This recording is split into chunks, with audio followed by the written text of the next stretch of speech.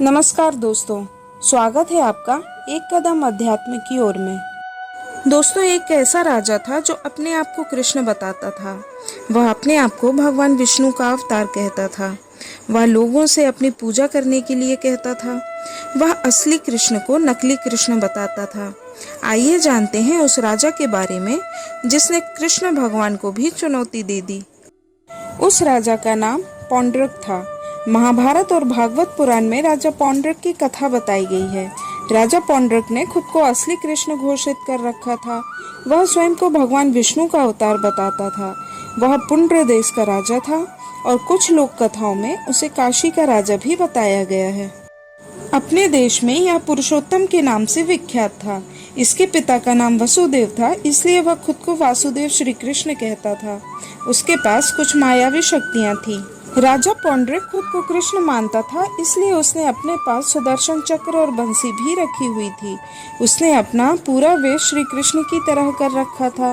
पौंड्रिक को उसके मूर्ख और चापलूस मित्रों ने यह बताया कि असल में वही परमात्मा वासुदेव और वही विष्णु का अवतार है, वह ग्वाला कृष्ण नहीं।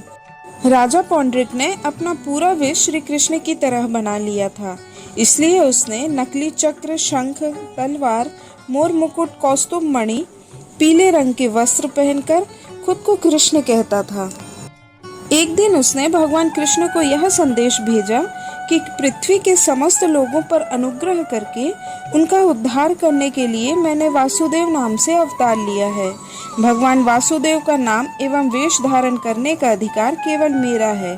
इन चिन्हों पर तेरा कोई भी अधिकार नहीं है। तुम इन चिन्हों एवं नाम को तुरंत ही छोड़ दो, वरना युद्ध के लिए तैयार हो जाओ। बहुत समय तक श्री कृष्ण उसकी बातों और हरकतों को नजरअंदाज करते रहे। बाद में उसकी ये सब बातें अधिक सहन नहीं हुई और उन्होंने युद्ध की चुनौती को स्वीकार कर लिया। युद्ध के मैदान में इस नकली कृष्ण को देखकर भगवान श्री कृष्ण को अत्यंत हंसी आई।